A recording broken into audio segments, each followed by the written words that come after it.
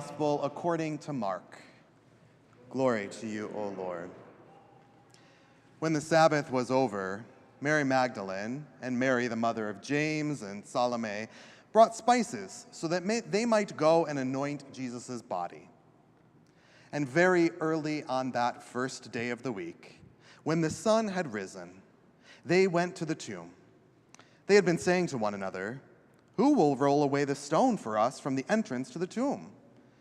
And when they looked up, they saw that the stone, which was very large, had already been rolled back. As they entered the tomb, they saw a young man dressed in a white robe, sitting on the right side, and they were alarmed. But he said to them, "Do not be alarmed. You are looking for Jesus of Nazareth, who was crucified. He has been raised. He is not here.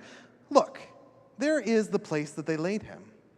But go, tell his disciples and Peter that he is going ahead of you to Galilee. There you will see him, just as he told you." So they went out and fled from the tomb, for terror and amazement had seized them. And they said nothing to anyone, for they were afraid. Now, after he rose early on that first day of the week, he appeared first to Mary Magdalene, from whom he had cast out 7 demons. She went out and told those who had been with him, and while they were mourning and weeping. But when they heard that he was alive and had been seen by her, they would not believe it. This is the gospel of the Lord. Praise to you, O Christ.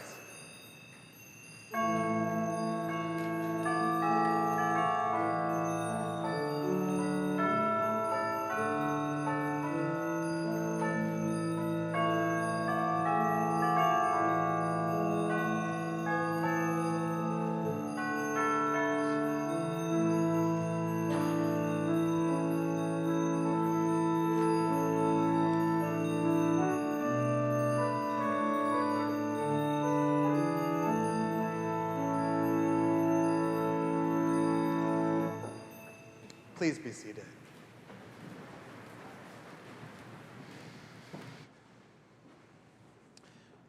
Well, today here at Wicker Park Lutheran, we are celebrating the feast of St. Mary Magdalene.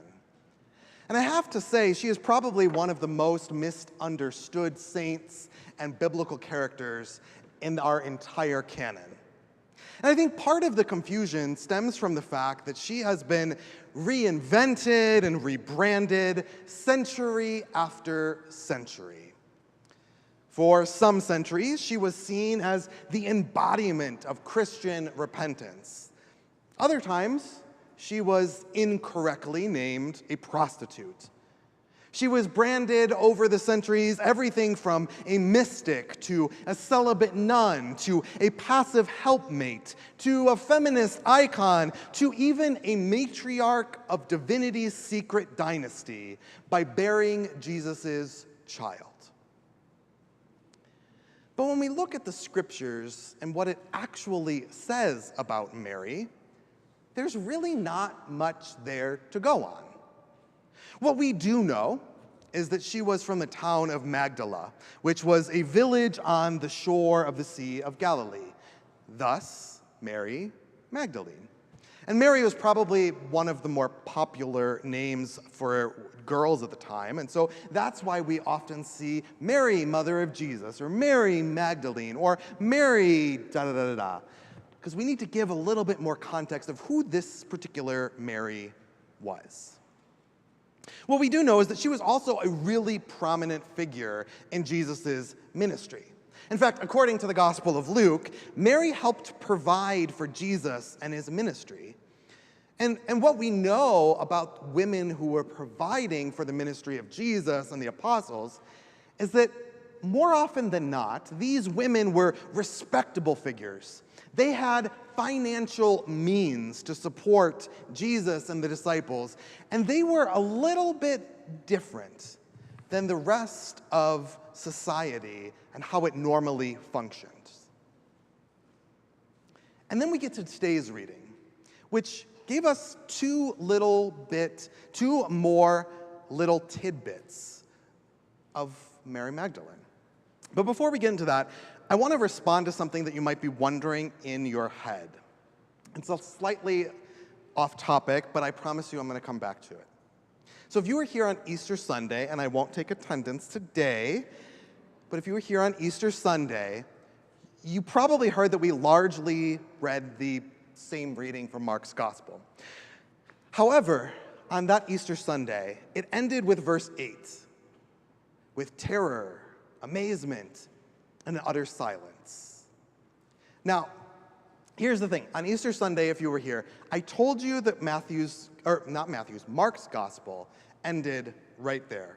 Terror, amazement, silence, end of it. Now, I didn't lie to you, but today's reading seems that we went on. We went into verse 9, and we went on to hear about Mary sharing about the resurrection. And so you might be wondering, what in the world is actually going on here? Did Pastor Jason just add a few verses to make it sound a little more fun and exciting, to wrap up the loose ending? I promise you, I did not do that. But here right at verse 9, and continuing on well past what we read today, but not many verses further, we get a 2nd century addition to Mark's Gospel.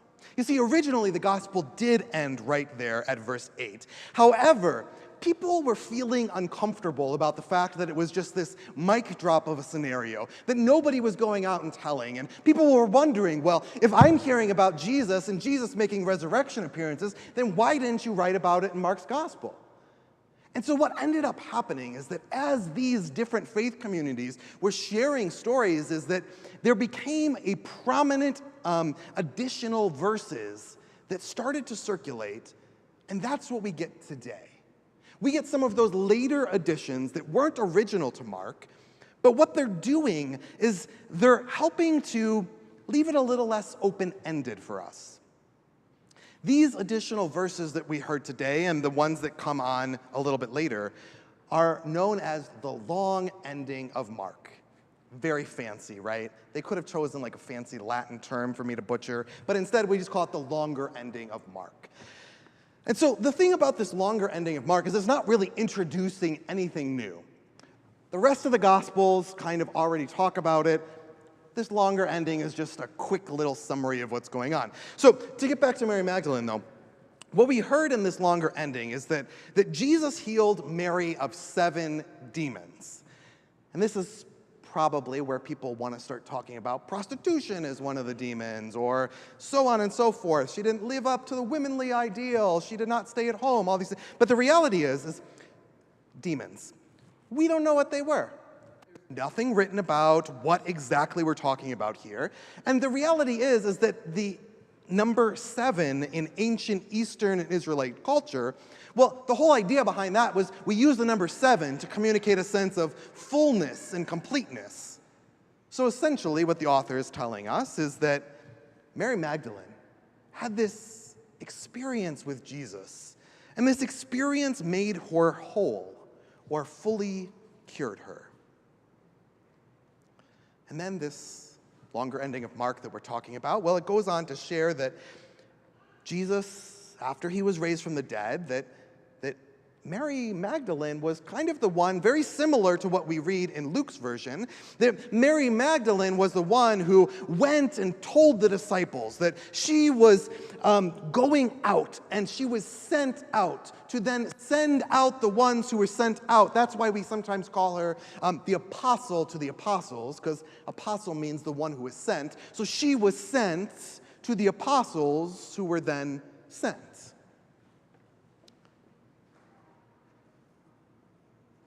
And these two things that we heard about today in the reading, Mary Magdalene's experience with Jesus that brought wholeness, as well as Mary Magdalene being sent to tell of this resurrection appearance she experienced, well, these are probably the most important aspects of why Mary is seen as a saint and why she is so important to our faith.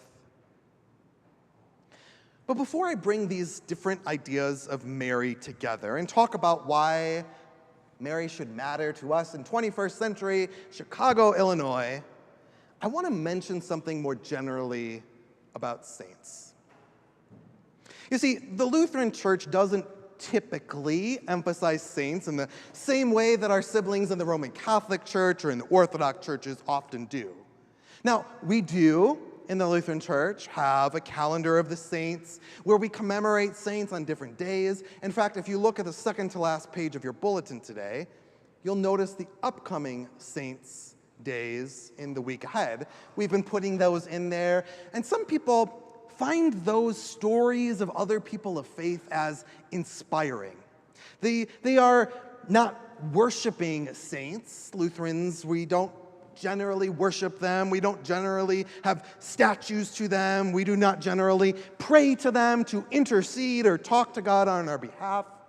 Instead, saints in the Lutheran Church are these individuals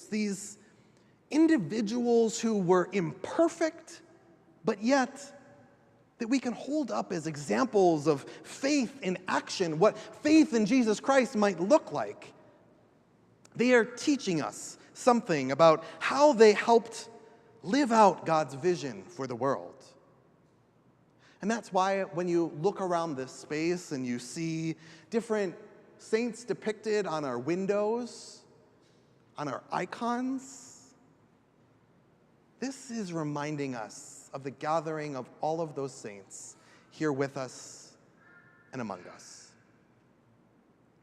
And these icons, like the icon we have of Mary Magdalene up front here today, and also happens to be a picture of on the front of your bulletin, well, these icons, along with all the icons behind you and surrounding you, these are, as one of my colleagues puts it, both a mirror and a window for our faith. They are a mirror because you get to stare at the icon, and the reality is that they often stare back at you. They invite you to see their life and their example as a lens for a living faith. And simultaneously, as a mirror staring back at you, they are also a window offering a glimpse into a different time, a different context, a different way of living in the world and seeing God's presence still among it.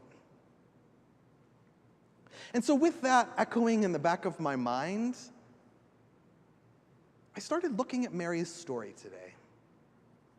And of course, it was a different time, it was a different place, it was a different way of being in the world. This was a time when women's roles were very different than those we might see today. Generally, women were meant to be only in the home. They were often married quite young, just like Mary, mother of Jesus. Any idea what age we're talking about here? 12, 13, 14. Could you imagine some of our teenagers being married away? Anyway, they were property. They also had little access to property and inheritance. They were often overlooked in society. They were restricted to certain areas of the temple, and they weren't even allowed to study the scriptures. And so when we think about Mary Magdalene, here she was, outside of her home. She's journeying around with all of these men. She's learning about God from Jesus. She somehow has money that she could finance Jesus' ministry. And she was so important to the Christian faith that her role couldn't even be written out of the scriptures or completely ignored. Now, where this woman couldn't even read the scriptures of her times, she couldn't be ignored enough to write her out of the scriptures. There's something so important about Mary Magdalene for our faith.